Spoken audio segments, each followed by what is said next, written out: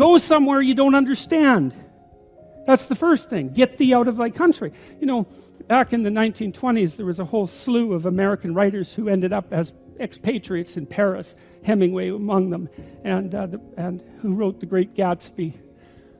Fitzgerald, yes, and then a variety of others. It was very inexpensive in Paris at the time, and part of their transformation into great literary figures was the fact that they were out of their country, and now they could see what their country was, because you can't see what your country is until you leave it. So you have to go into the unknown, and that's God's first command. Go into the unknown, because you already know what you know. And that's not enough unless you think you're enough. And if you're not enough and you don't think you're enough, then you have to go where you haven't been. And so that's the first commandment to Abraham. It's like, okay, that's a good one. That makes perfect sense. Go to where you don't know. Yes. And from thy kindred. Well, what does that mean? It means grow up, right? That's what it means. It means get away from your family enough so that you can establish your independence. And that isn't because there's something wrong with your family, although perhaps there is, as there is perhaps wrong with you. But it means get away. I talk to people very frequently whose families have provided them with too much protection. And they know it themselves, and that means they're deprived of necessity. One of the things that you see in the United States, for example, is that the children of first-generation immigrants often do better than their children. And the reason for that is that the children of first-generation immigrants have necessity driving them. And you don't know how much you need necessity to drive you, because maybe you're not very disciplined. And if a catastrophe doesn't immediately befall you if you don't act forthrightly today, then maybe you never act forthrightly, right? Because the gap between your foolishness and the punishment is lengthened by your unearned wealth, and so you never grow up and learn, and you have to get yourself away from your dependency in order to allow necessity to drive you forward. And that's to become independent and to become mature. And I think part of what's happening in our culture is that the force that's attacking the forthright movement forward of young men in particular is afraid of the power of men, because it's confused about the distinction between power and authority and competence. Like a man who has authority and competence has power as a byproduct, but the authority and competence is everything. And people who can't understand that fail to make the distinction between power and authority and competence, and they're afraid of power, and so they destroy authority and competence. And that's a terrible thing, because we need authority and competence. What else is going to allow us to prevail in the long run? And so you get away from your country, and you get away from your kin and from your father's house, right? And you go out there and you establish yourself in the world. It's a call to adventure. That's what the first lines in the Abrahamic story is, a call to adventure.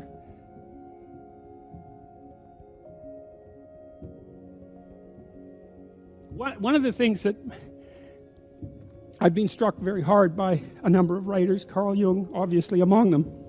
I mean, he wrote things like Nietzsche that if you understand them, they just break you into pieces, And one of the things that Jung understood and the psychoanalysts understand, it's one of the most terrifying elements of psychoanalytic thinking. It's very tightly allied with religious thinking, which is that you are not the master of your own house. There are spirits that dwell within you, meaning you have a will and you can exercise a certain amount of conscious control over your being, but there are all sorts of things that occur within you that seem to be beyond your capacity to control. Your dreams, for example, that's a really good example, or your impulses, for example. You might think of those as so foreign from you that you don't even want them to be part of you. But more subtly even, how about what you're interested in, what compels you? Like, where does that come from? Exactly. Because you can't conjure it up of your own accord, So if you're a student and you're taking a difficult course, you might say to yourself, well, I need to sit down and study for 3 hours. But then you sit down and that isn't what happens. Your attention goes everywhere. And you might say, well, whose attention is it then if it goes everywhere? Because you say it's your attention. It's like, well, if it's your attention, maybe you would be able to control it, but you can't. And so then you might think, well, Jen, just exactly what the hell is controlling it? And you might say, well, it's random. It better not be random. I can tell you that. That happens to some degree in schizophrenia. There's an element of randomness in that. It's not random. It's driven by the action of phenomena that I think are best considered as something like subpersonalities, although even that's only a partial description. You can't make yourself interested in something. Interest manifests itself and grips you. That's a whole different thing. And so what is it that's gripping you, and how do you conceptualize that? Is that a divine power? Well, it's divine as far as you're concerned, because it grips you and you can't do anything about it. And so there's a calling in you towards what you're compelled by and what you're interested in, and sometimes that might be very dark and sometimes not, but you're compelled forward by your interest. And so the idea that what moves you away from your country and your father's house and the comforts of your childhood home is something that's beyond you and that you listen to and hearken to. That's exactly right. And you can say, well, I don't want to call that God. It's like, it doesn't matter what you call it exactly. It doesn't matter to what it is, what it's called. It still is. And if you don't listen to it, that's the other thing. If you don't listen to it, and I've been a clinician and talked to enough people now, as old as I am, to know this absolutely. If you do not listen to that thing that beckons you forward, you will pay for it like you cannot possibly imagine. You'll have everything that's terrible about life in your life and nothing about it that's good. And worse, you'll know that it was your fault and that you squandered what you could have had. The worst punishment is reserved for those who committed to nothing and stayed on the fence. And that's really something too. That's really something to think about. And it's also something I believe to be true, because I see that stasis is utterly destructive. Because there's no progress, all there is movement backwards. There's aging and suffering and no progress. And so to not commit to anything is the worst of all transgressions. To commit means to put your body and soul into something. To offer your life as a sacrifice means that you're willing to make a bargain with fate. And the bargain is, I'm going to act as if I give it my all, then the best possible thing will happen because of that. And to not see the analogy between that and the act of faith in God is to misunderstand the story completely. And it has to be an act of faith, because how are you going to know? You can look at other people, but that isn't going to do it. Kierkegaard was very clear about this sort of thing. There's certain sorts of truths that you can only learn for yourself through experience. And that's, of course, why Abram also has to go out alone, right? He has to leave his kin. It's the individuation process. Like dying, it's something that you do alone. There's no way you can tell what is within your grasp, let's say, unless you make the ultimate sacrifice. And there's no way of finding out without actually making it. Sacrifice. What does that mean, sacrifice? Well, it's a discovery, man. It's the discovery of the future. It's like the future is actually the place where there is threat. And it's always going to be there. So what do?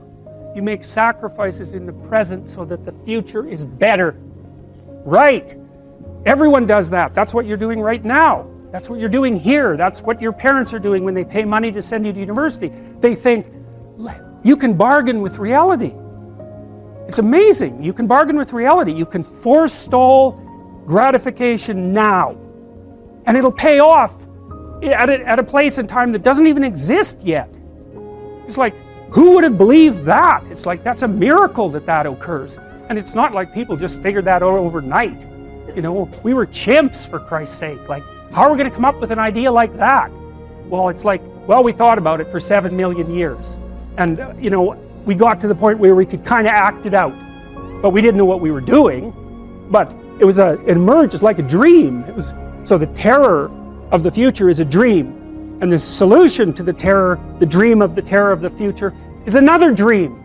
And it comes out in mythology and in fantasy and in drama, where you act out the sacrifice. And then it's a step on the way to full understanding. So we can say sacrifice now instead of doing it, although we still do it. It's just not concretized like it used to be. We do it abstractly. And we all have faith that it will work. And we also set up our society so that it'll work. And one thing about, I'm not a fan of moral relativism for a variety of reasons, partly because I think it's an extreme form of cowardice. But anyways, apart from that, No. There's minimal ways that you can set up a society that will work. And so one of them is that the society has to be set up so that your sacrifices will pay off, or you won't work, and then the society will die. And so it has to make promises. People have to make promises to one another. And that's what money is. Money is a promise that your sacrifice will pay off in the future. That's what money is. And so if the society is stable, you can store up your work right now, you can sacrifice your impulses, and you can work, and you can store up credit for the future, and then you can make the future a better place.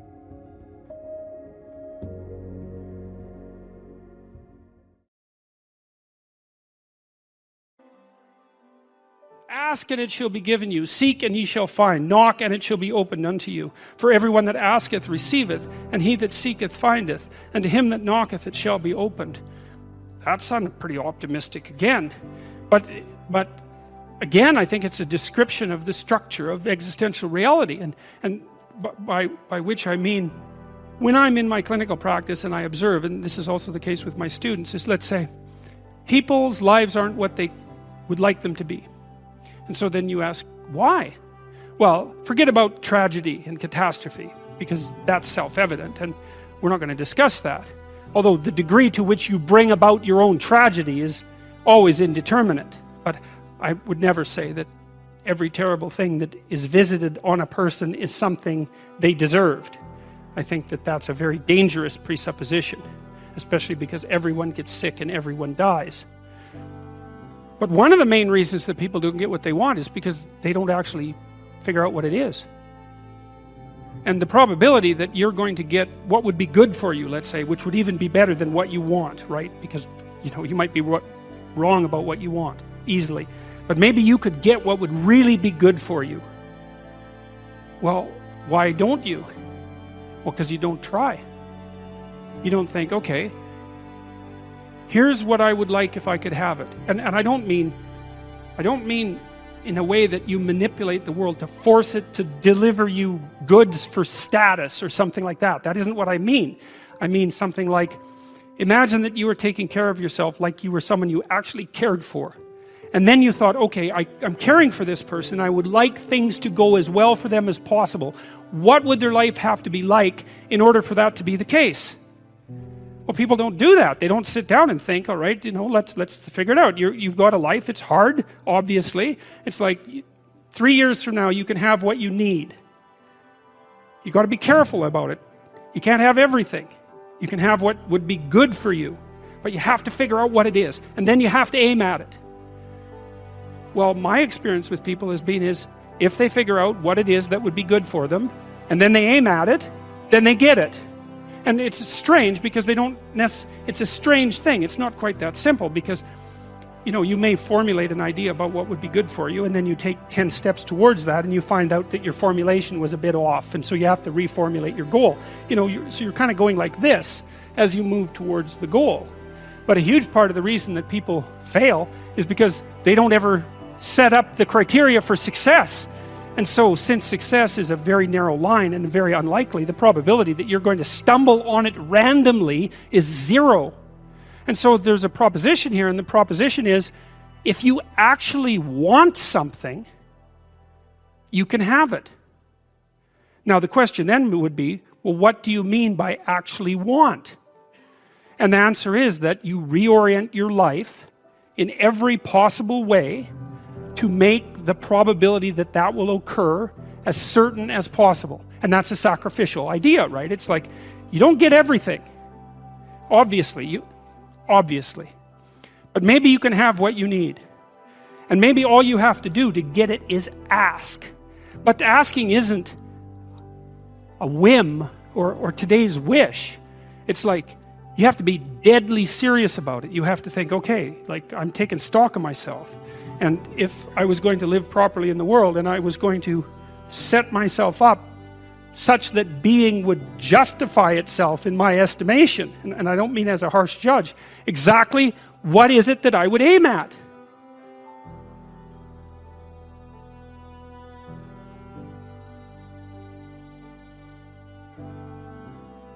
What I learned to do, I think, was to stop saying things that made me weak.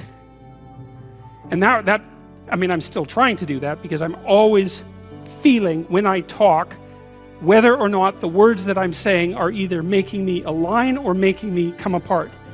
And I think the alignment, I really do think the alignment I think alignment is the right way of conceptualizing it, because I think if you say things that are as true as you can say them, let's say, then they come out of the depths inside of you. Because we don't know where thoughts come from. We don't know how far down into your substructure the thoughts emerge. We don't know what processes of physiological alignment are necessary for you to speak from the core of your being. We don't understand any of that. We don't even conceptualize that, but I believe that you can feel that. And I learned some of that from reading Carl Rogers, by the way, who's a great clinician, because he talked about mental health in part as the coherence between the spiritual or the abstract and the physical, that the two things were aligned.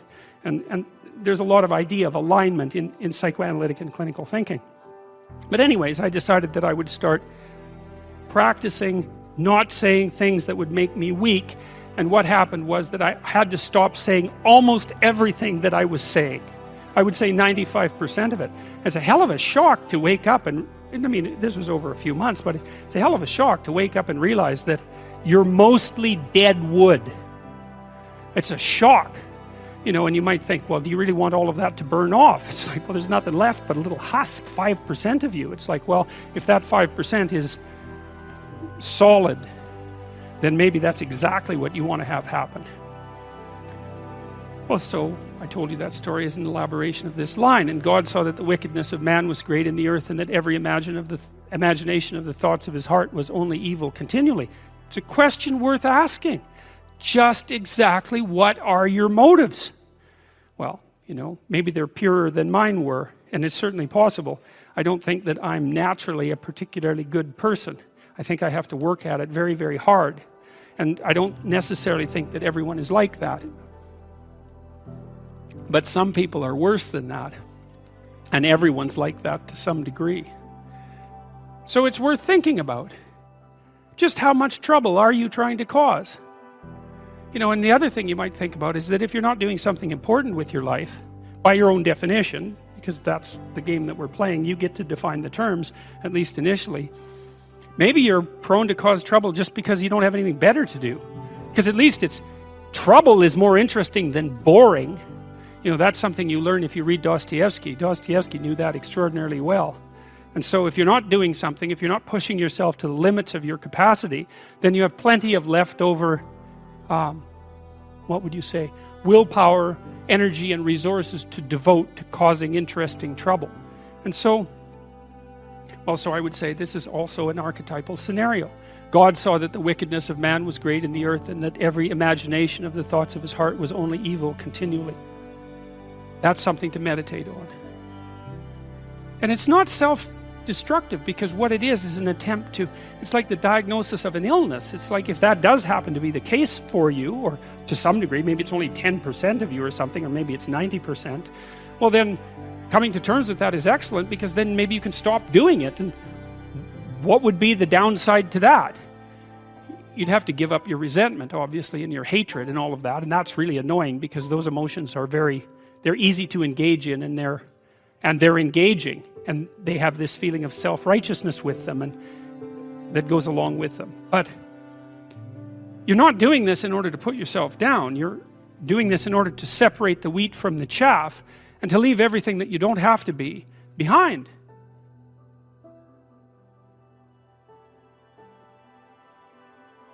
Sit on your bed one day and ask yourself, what remarkably stupid things am I doing on a regular basis to absolutely screw up my life? And if you actually ask that question, but you have to want to know the answer, right? Because that's actually what asking the question means. It doesn't mean just mouthing the words. It means you have to decide that you want to know. You'll figure that's out so fast it'll make your hair curl.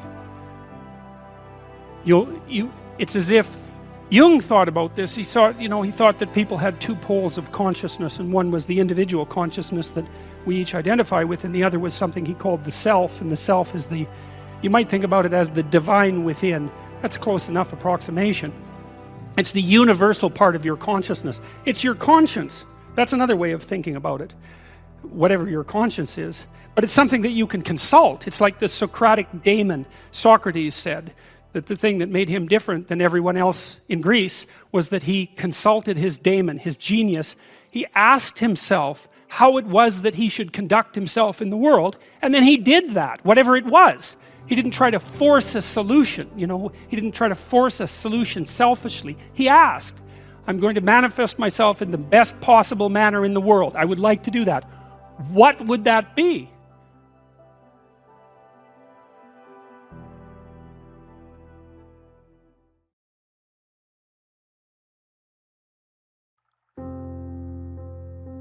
You're trying to do well in a class, and you get a bad grade.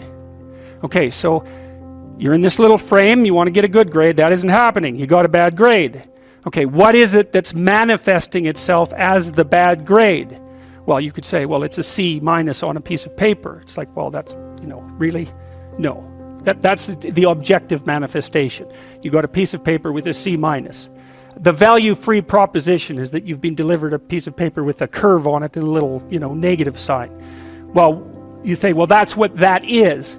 Well, it's as dopey as thinking, well, here you got your failing grade, you go into the lab and you weigh it on a scale, and then you burn it and see what it was made of. It's like, well, why did I get so upset about that? It's just paper. It's like, no, that's not just paper. It's an entity that exists in a web of connections. The fact that it's signified by paper is almost completely irrelevant. What is it? The answer is, you don't know.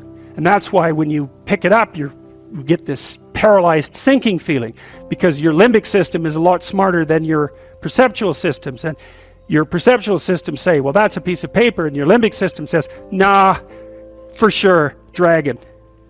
Right. And so then you're sweating, and then maybe you put it away and you go play video games because, better the hypothetical dragon than the real dragon. And so instead you pull out the piece of paper maybe and you think, okay, why did I get this C-? Well, that's a hell of a question, isn't it? It's like, maybe you're stupid.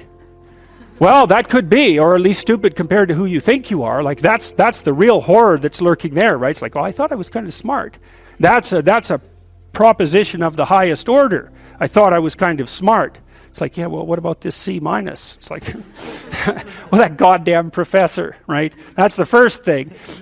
It's I've been attacked by a predator. That's the first response, right? So it's a nonsensical message. It's just delivered by someone evil and predatory.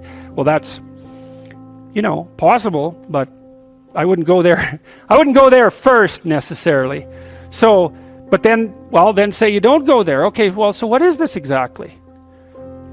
Do you not know what you thought you knew? Are you not who you think you are? Do you not work hard enough? Are your values not organized properly? Do you misuse your time? Are you in the wrong field? Is the way you're construing your life completely inappropriate? Are you acting out what your parents wanted you to do and you're pissed off about it, so you're only running at 40% to spite them, despite the fact that they're paying $25,000 a year for your education? Because that's a fun game. Yeah, I'll go do what you want me to do, but I'll fail. But not completely, because then that wouldn't cost you very much. I'll just fail a little bit, so that you have to spend all that money forcing me to do what I don't want to do, but you'll never get to escape from it. And then every time we interact, I'll stab you in various ways that you don't quite understand, just to show you how irritated I am that I happen to be acting out the destiny that you've put forward for me. So maybe that's part of the dragon, right? And then that pulls in the whole parent thing. And these are bottomless pits often.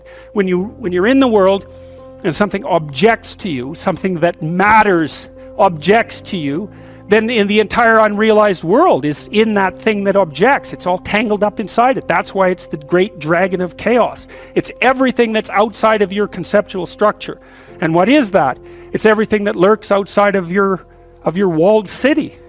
And it's manifested itself like the snake in the garden. And the easiest thing to do is say, I'm not having anything to do with that. But the problem with that is, well, you get your C- and you don't do anything about it. Maybe you're a little bitter and more resentful, and your study habits get a little worse. So the next time you get like a D+, and then you collect a bunch of Fs, and then you stop going to school, and then you stop showering, right? Then you end up jumping off the bridge. And so that's how the dragon eats you when you don't pay attention to it.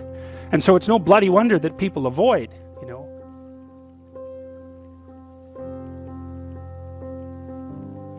really no wonder that they avoid, because error messages contain within them the implicit world. Now, the upside of that is, well, they contain within them the implicit world. And the world isn't all negative. And so maybe you get your C minus, and that's actually the best gift you ever got, because somebody finally took you and went, whack, clue in. And so you take that apart and you think, oh, I don't know how to write. I don't know how to think. I've never read anything in my life. My study habits are abysmal, like maybe I'm working at 2% efficiency, which is probably, I would suspect that, some of you aren't doing that, but I bet there's 30 to 50% of the people in the room are working at 2% efficiency. It's like to find that out is so optimistic. I mean, if you're barely hanging in there, but you're only working at 2%, you might imagine what you could have as a life if you're working at like 50%. So the C minus can be the best gift you ever had, and that's the gold that the dragon hoards, right? That's exactly what that means. And so you're moving from point A to point B in your little circumscribed world. You've made everything invisible, and as long as that works, then your theory's good enough. It's accurate enough. It's true enough. You're in your little paradise. But if something comes up and objects, well, that's where your character is tested fundamentally. That's the character test. It's like, what do you do with messages of error? And that's a tricky issue. Okay, so here's a solution to that. Here's what not to do. I am a bad person. I got to see myself. I'm a bad person. I might as well just go jump off the bridge. It's like, no, that's not good, because what that means is that every time you try to learn something, you're going to make a mistake, because what do you know? So you're going to make mistakes. And if the rule is every time you make a mistake, you're going to go jump off the bridge, then that's not a useful problem-solving strategy. And so when you make a mistake, you don't get to beat yourself to death with a club.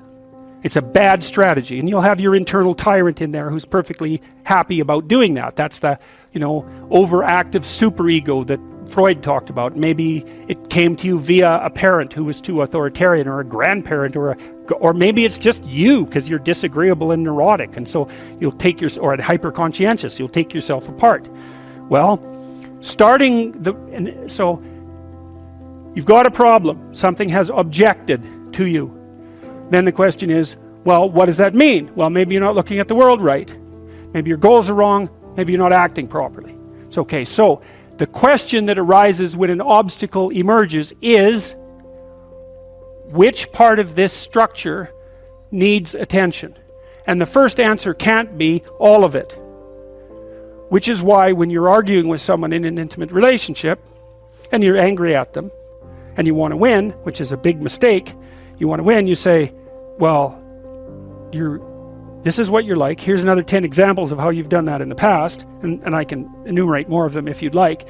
And so that's actually what you're like, and I've tried fixing you and it didn't work, and so it looks like you're going to be like that up into the future, and you're basically saying to them, well, you're a bad person, and the only thing they can do is either collapse or punch you.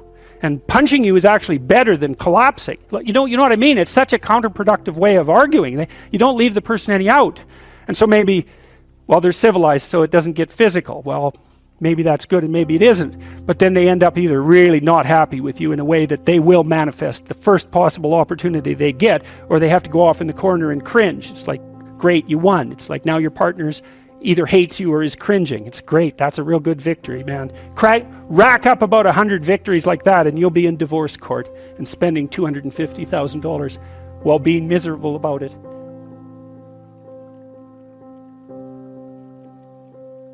So anyway, something objects to you, and you think, okay, well, I need to take myself apart, right? Because there's a piece that's broken somewhere, and then you might think, well, let's assume it's a little piece to begin with. That's the right mechanism. It's like, okay, you got a C minus. That doesn't prove that you're stupid. Now it implies that you might be stupid, but it doesn't, right, really.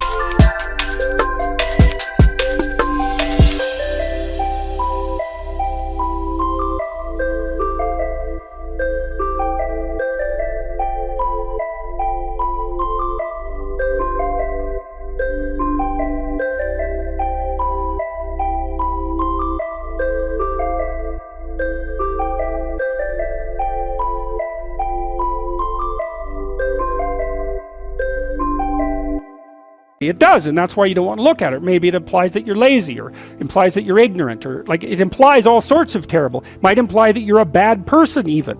But you don't want to leap to that, and that's sort of the proclamation of innocence before guilt. Assume that you're the least amount of reprehensible and ignorant possible. And so then you look at the micro routines. It's okay, well, I got a C- in this course. Maybe I should study for that course 15 minutes more a day for the next 3 months. And then you ask yourself, do you think you could do that? No, I'm too useless. Okay, how about 15 minutes every second day? You think you could do that? You put it in your schedule, like 15 minutes every second day in the morning. And that's, well, you think, well, what's wrong with me? Well, I'm not very good at managing my study schedule. That's not quite down here at the behavioral level, but it's pretty close, because what you can take an action. You can open up your schedule and you can say, well, I'll mark 15 minutes aside. Then you can practice doing that. It's pretty low level in the hierarchy. It means, well, you're still not a horrible person. You just got to polish up your work ethic.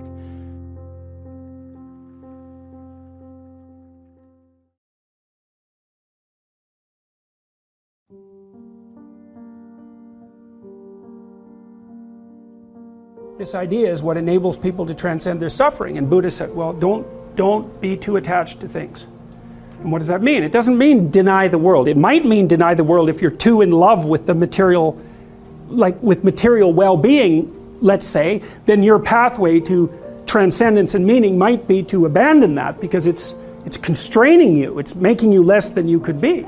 But the fundamental lesson, the more fundamental lesson that's underneath that is, don't let what you are stop you from being what you could be. Right. And so then the question is, well, what do you identify with? Do you identify with what you are? Then you're a tyrant. Do you identify with chaos? Because that's the opposite of order, say. Then you're nihilistic. Well, you don't identify with either of those. You know that they're both necessary. You know that you have to live with both of them, but you identify with the capacity to continually transcend what you are. And then you seek out error. That's what humility is. It's like, I'm error-ridden.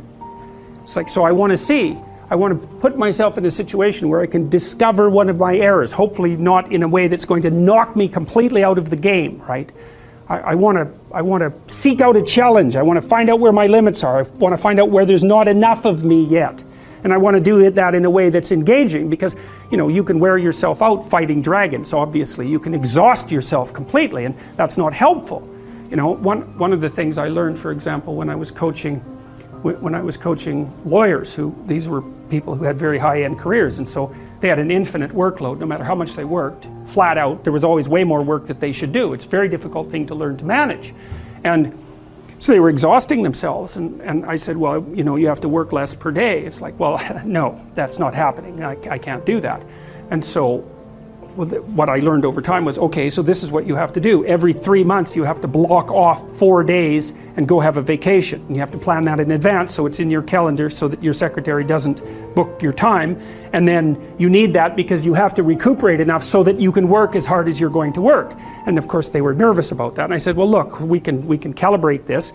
Let's keep track of your billable hours over the next year and see if they increase or decrease. Because I bet you if you take more time off, you'll actually have more billable hours. You'll actually have your cake and eat it too. You'll get to have a vacation and you'll be more productive. And that inevitably, that was what happened. And so that's a matter of calibrating the game properly, right? You want to play a game that you can play today, but also one that you can play next week and next month. We're not talking about, you know, your career this week. We're talking about you having a career that lasts 30 years, that doesn't kill you, that doesn't make you hate yourself or the job, that doesn't make you bitter, that doesn't wear you to a frazzle. So it has to be optimized. And so I think that you can, in fact, decide to take on the load that's optimally meaningful if you want, and then you get to have your cake and eat it too.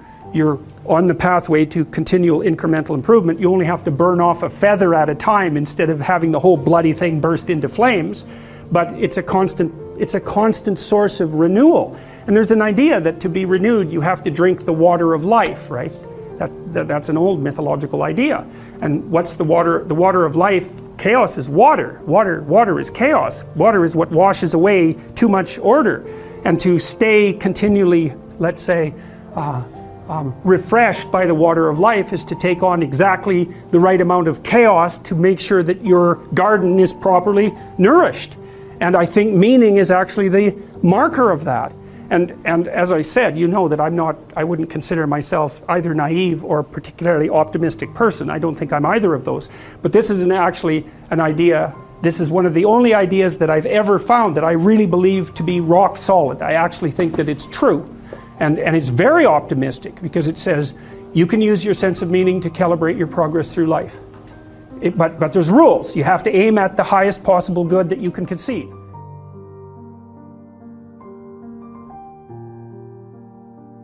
Don't sacrifice who you could be for who you are, which means if you have to choose to transform in a positive direction or maintain your current position, then it's better to transform in a positive direction. So you might even think of that as the core of your being. That's a Piagetian idea. It's a Jungian idea as well.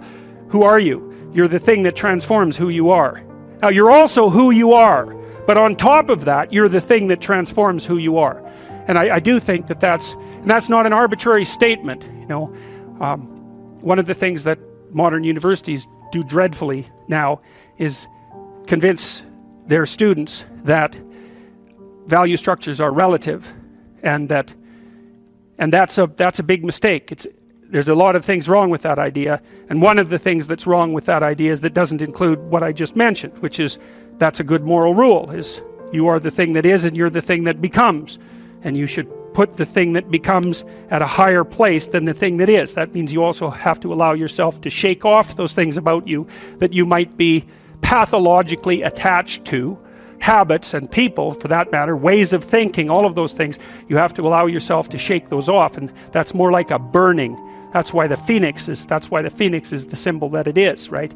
It's old and it deteriorates, it bursts into flame, and then it's reborn. It's like, well, do you want to be reborn? It's like, well, that's not the question. The question is, do you want to burst into flame? And the answer to that generally is no, but that's the wrong answer. The right answer is you let all that nonsense burn away. And you know, and you might say, well, I don't know what I should leave behind. And the answer to that is that's a lie. You know some of the things that you should leave behind. All you have to do is ask yourself. You'll come up with a list instantly of 100 stupid things that you're doing that you know you could stop doing. Some of them maybe you don't know you could stop doing. It's like, well, fine, leave those alone for now.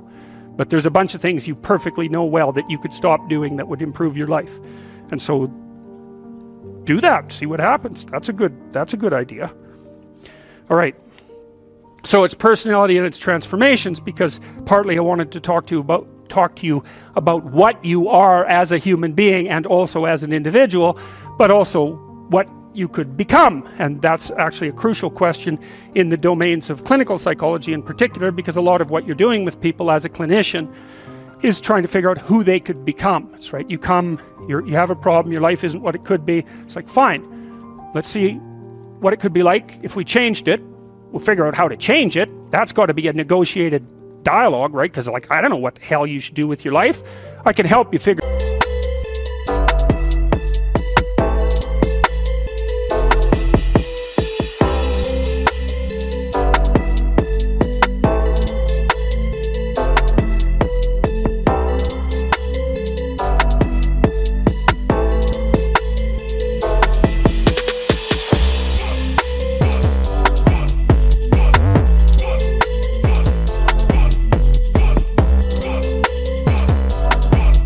Out, maybe we can talk about it, but you are the person who has to decide if the things that you're aiming for, you know, get you out of bed in the morning, because that's at least one of the crucial issues. So you got to specify the goal, and then you got to specify the transformation processes and start practicing them. And you have to understand that you're going to be bad at it, but it doesn't matter, because bad's fine. Persistent is what you need to be. If you persist with tiny improvements, if you persist, you win. So you start by aiming at the star you can see rather than the dimmer one that you can't yet perceive. And then you decide that you're going to do that honestly, right? That's a big decision. So the first decision, I think, in some sense, is a decision of love. You're going to decide that being is worthwhile and that you're going to work for its betterment.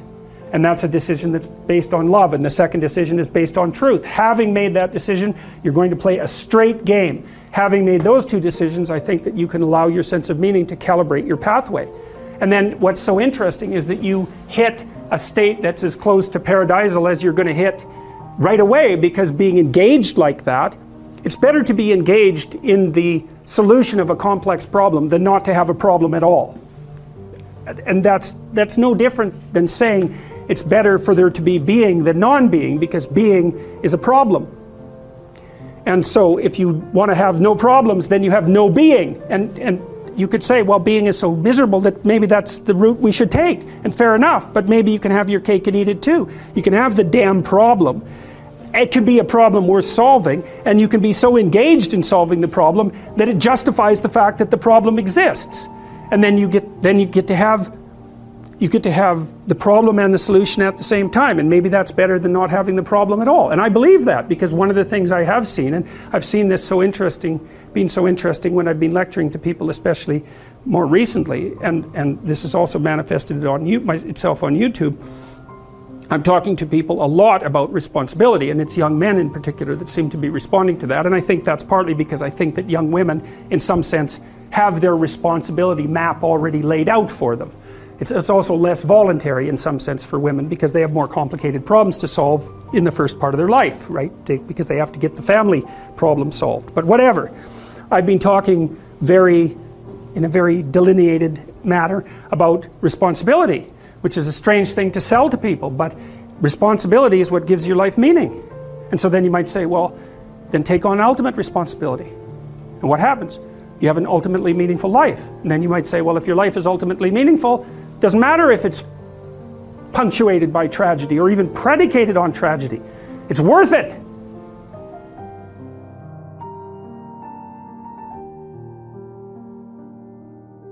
Everything I've seen indicates to me that's true. Every time I get my clients to take on more responsibility, and it isn't an injunction. You're a bad person, you should take on responsibility. It has nothing to do with that. You can define the damn responsibility. It isn't something that someone else should impose on you. It's not a matter of doing what you should do in some abstract manner. It's not that. It's the choice of what game you're going to play. And you can play the game of the seeker, I would say, and if you play that game, then everyone wins. And it's the best game you can play. And so the answer, in some sense, to the tragedy of life, to the catastrophe of life, to the fall, is to adopt the responsibility of mortality that goes along with that, and to play that game maximally. And paradoxically, it's in the willingness to do that that the solution emerges.